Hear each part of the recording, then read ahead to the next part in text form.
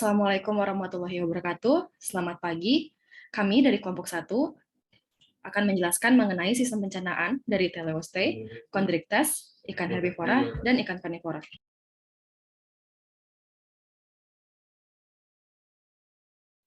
Presentasi akan dibagi menjadi beberapa bagian. Yang pertama, bagian sistem pencernaan dari teleoste. Yang kedua, sistem pencernaan pada chondrichthyes. Yang ketiga, pada sistem pencernaan ikan herbivora. Dan yang keempat, sistem pencernaan pada ikan karnivora.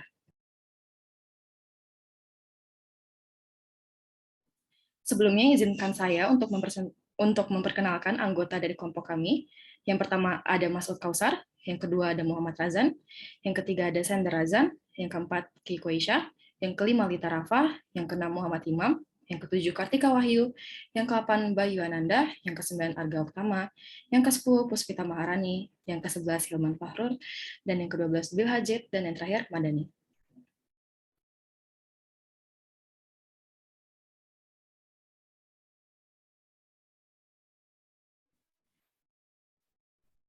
Untuk rekan saya, bisa dimulai untuk presentasinya. Baik, yang pertama adalah sistem pencernaan teleoste. Teleoste adalah salah satu dari 3 kelas ikan Actinopterygii yang termasuk ke dalam 26.840 spesies yang masih ada di dalam 40 subkelas dan 448 keluarga, yakni subkelas yang paling bertahan hidup di dalam kelompoknya.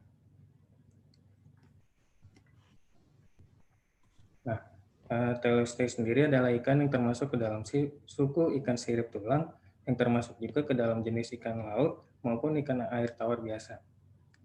Yang pertama, saluran pencernaan pada ikan teleoste dimulai dari rongga mulut atau yang bisa disebut sebagai capum oris.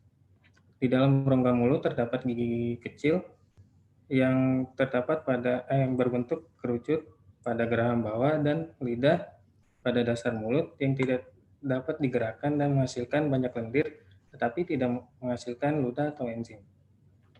Dan yang kedua, pada proses pencernaan makanan, makanan yang dicerna dapat dipecah menjadi molekul yang lebih sederhana sehingga mudah diserap melalui dinding usus dan masuk ke dalam aliran darah. Pencernaan pakan meliputi hidrolisis protein menjadi asam amino atau polipeptida sederhana, kemudian karbohidrat menjadi gula sederhana, dan yang terakhir lipid menjadi gliserol dan asam lemak.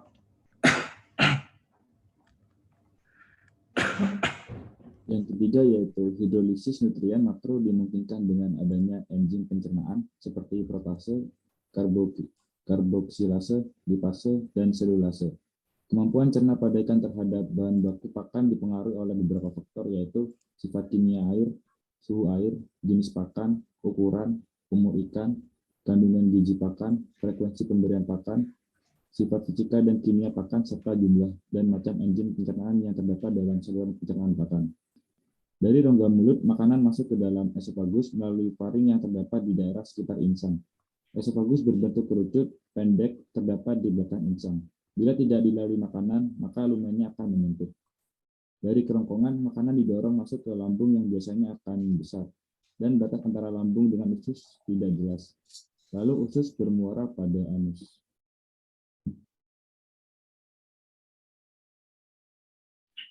Kelenjar pencernaan pada ikan meliputi hati dan pankreas. Hati merupakan kelenjar yang berukuran besar, berwarna merah kecoklatan, dan terletak di bagian depan rongga badan. Hati pada ikan terbagi atas lobus kanan dan lobus kiri. Hati memiliki fungsi untuk menghasilkan empedu yang disimpan di dalam kantong empedu yang digunakan dalam proses pencernaan lemak. Kantong empedu memiliki fungsi untuk menyimpan empedu yang kemudian disalurkan ke usus bila diperlukan. Kantong empedu pada ikan berbentuk bulat, berwarna kehijauan, terletak di sebelah kanan hati, dan salurannya bermuara pada lambung. Pankreas merupakan organ yang berukuran mikroskopik sehingga sukar dikenali. Fungsi pankreas antara lain menghasilkan enzim-enzim pencernaan dan hormon insulin.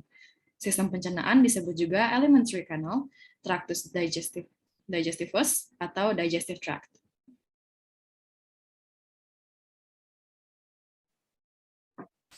Secara umum, alat pencernaan pada ikan terdiri dari mulut, rongga mulut, faring, esofagus, lambang, hilorus, duodenum, intestin, dan anus. Pencernaan pada ikan dimulai dari mulut dan berakhir di anus. Fungsi alat pencernaan adalah untuk menghancurkan zat terlarut sehingga makanan tersebut mudah diserap dan kemudian dapat digunakan dalam proses metabolisme pada ikan. Proses pencernaan pada ikan terjadi dalam dua bentuk, yaitu secara fisik, terutama terjadi dalam rongga mulut dan lambung, serta secara kimiawi, terutama terjadi dalam lambung dan usus.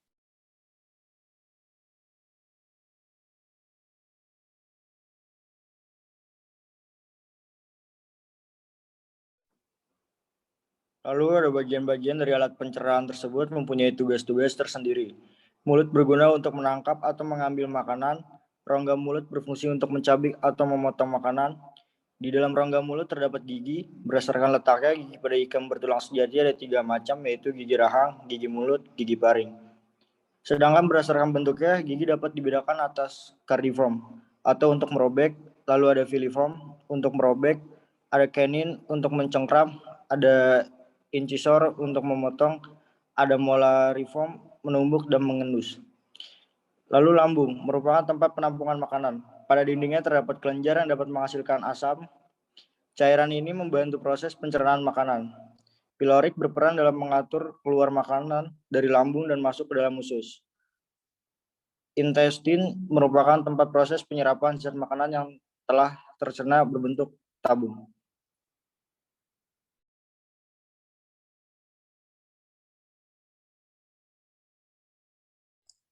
Lalu untuk rangkumannya yaitu secara umum, alat pencernaan pada ikan terdiri dari mulut, rongga mulut, faring, esofagus, lambang, pylorus, duodenum, intestin, dan juga anus. Pencernaan pada ikan dimulai dari mulut dan berakhir di anus. Nah, fungsi alat pencernaan adalah untuk menghancurkan zat terlarut sehingga makanan tersebut mudah diserap dan kemudian dapat digunakan dalam proses metabolisme pada ikan.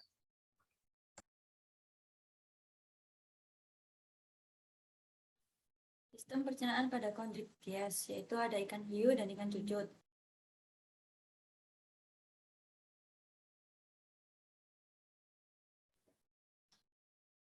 Sistem pencernaan pada Chondrichthyes, yang pertama ada sistem pencernaan pada Chondrichthyes terdiri dari mulut, faring, esofagus yang pendek, lambung, usus, dan bermuara kepada anus.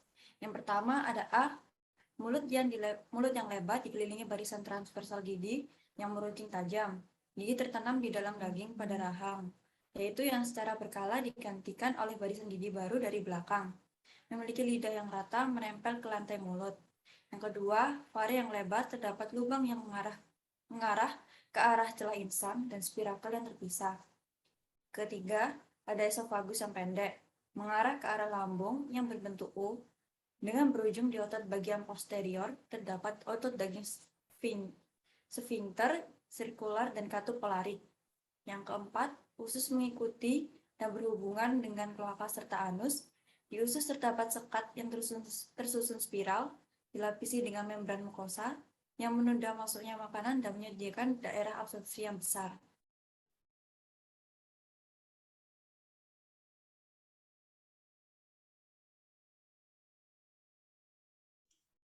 Sistem pencernaan hiu. Pertama, mulut merupakan tempat masuknya makanan. Hiu sendiri memiliki gigi yang berkembang biak dengan baik, di mana membuatnya ditakuti oleh organisme lain. Yang kedua, kerongkongan.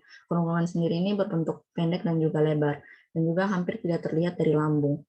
Yang ketiga, lambung berbentuk U, mengarah ke katup spiral. Katup spiral adalah bagian bawah saluran pencernaan, di mana akan dipelintir secara internal atau digulung untuk meningkatkan luas permukaan yang meningkatkan penyerapan nutrisi. Yang keempat, setelah katup spiral, saluran pencernaan mengarah ke rektum dan kloaka. Kloaka adalah lubang umum untuk saluran kemih, pencernaan, dan sistem reproduksi. Jika hiu memakan sesuatu yang mengganggu, beberapa spesies dapat memaksa perutnya keluar melalui mulut dan masuk melalui air untuk mengosongkannya. Beberapa hiu memiliki perut yang sangat khusus. Jika terancam, hiu balon atau Cephalosilum sulfan dapat dengan cepat mengembungkan perutnya dengan udara atau air seperti ikan buntal atau ikan landak.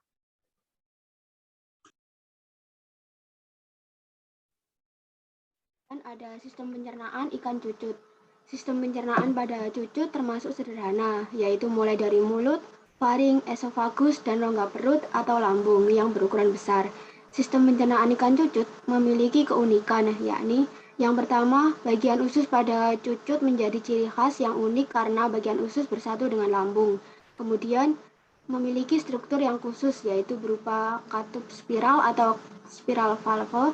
Lipatan-lipatan spiral yang terdapat di bagian dinding usus berfungsi untuk meningkatkan proses absorpsi makanan dalam usus, sehingga cucut tidak memerlukan usus yang panjang untuk mencerna makanannya.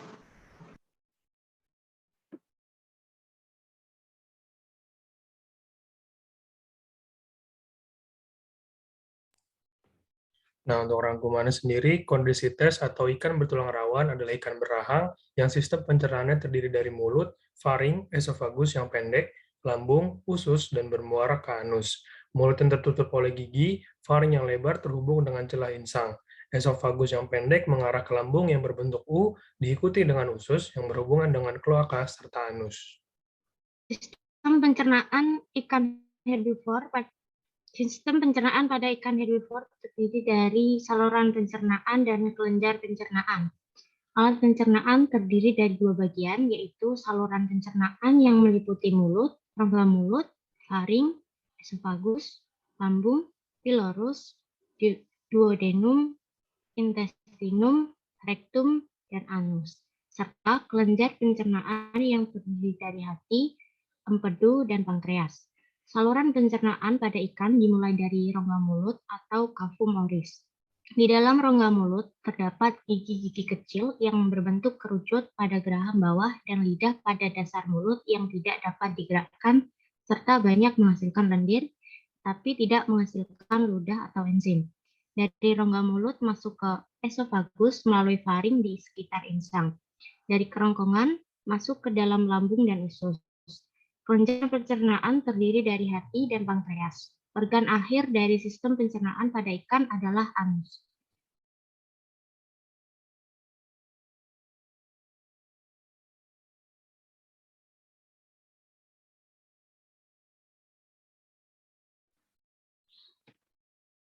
Sistem pencernaan pada ikan herbivora. Alat pencernaan pada ikan sering berbeda antar satu spesies dengan spesies lainnya. Hal ini disebabkan karena adanya perbedaan dalam pola adaptasi terhadap makanannya. Bentuk anatomi lambung sangat bervariasi, tergantung pada kebiasaan makanan ikan tersebut. Lambung ikan herbivora berbeda dengan lambung ikan karnivora. Ikan herbivora tidak mempunyai lambung yang sebenarnya. Kalaupun ada, maka merupakan lambung palsu yang merupakan penggelembungan usus bagian depan. Umumnya, ikan karnivora mempunyai lambung yang berbentuk seperti tabung. Sedangkan pada ikan omnivora berbentuk seperti kantung.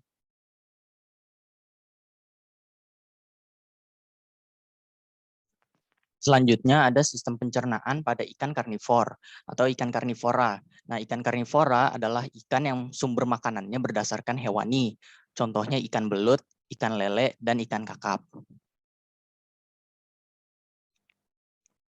Di sebelah kanan itu terlihat gambar yang membandingkan sistem pencernaan ikan karnivora dengan ikan herbivora. Nah, pencernaan makanannya yang terjadi di dalam usus. Komponen struktural dari sistem pencernaan ikan karnivora meliputi mulut, gigi, penyapu insang, kerongkongan, lambung, pylorus caeca, jaringan pankreas atau eksokrin dan endokrin, hati, kandung empedu, usus, dan anus. Tidak semua komponen ada di semua ikan sistem pencernaan. Sistem pencernaan ikan disesuaikan dengan kebiasaan makanannya. Pada ikan predator atau karnivora, mulutnya biasanya besar untuk menelan mangsa secara utuh atau dalam potongan besar dan gigi terdapat pada rahang, misalnya rahang atas dan dentari, dan lidah, misalnya glossohial, untuk menangkap mangsa hidup.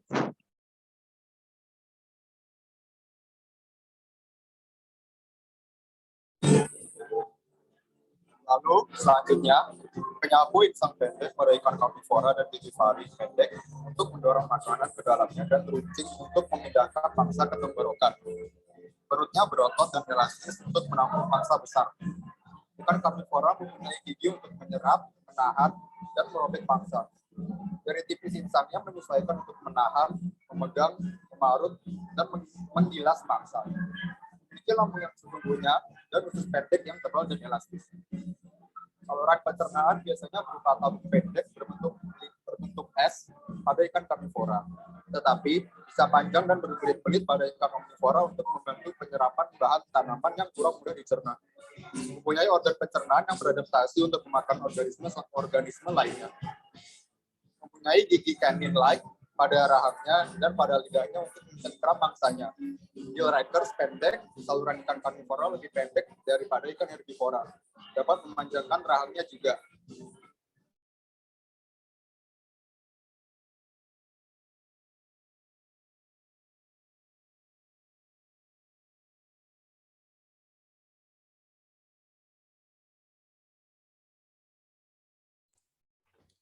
Baik, sekian. Terima kasih atas presentasi kami. Berikutnya kami akan menyajikan poster yang sudah kami buat untuk kelompok 2 dari sistem pencernaan.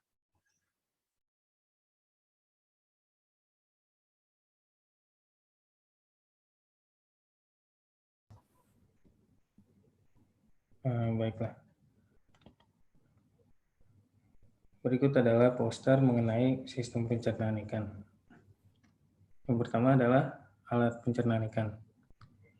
Secara umum, sistem pencernaan ikan terdiri dari 2 bagian, yaitu saluran pencernaan yang meliputi mulut, rongga mulut, faring, esofagus, lambung, pilorus, duodenum, intestum, rektum, dan anus, serta kelenjar pencernaan yang terdiri dari hati, empedu, dan pankreas.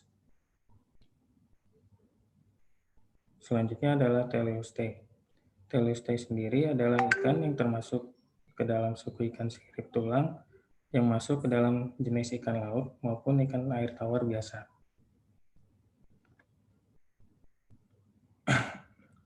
Kemudian ada chondrichthyes yang merupakan ikan yang memiliki mulut yang tertutup oleh gigi, faring yang lebar terhubung dengan celah insang, esofagus yang pendek mengarah ke lambung yang berbentuk huruf U, yang diikuti dengan usus yang berhubungan dengan kloaka serta anus.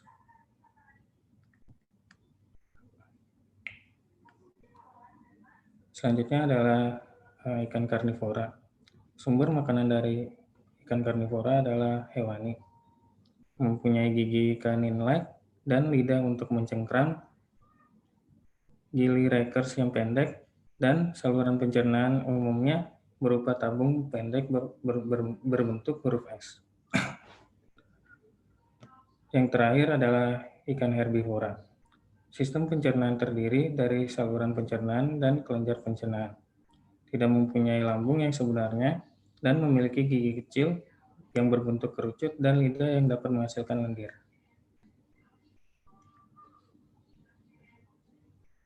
Sekian presentasi mengenai poster dari materi kami. Kurang lebihnya mohon maaf. Assalamualaikum warahmatullahi wabarakatuh.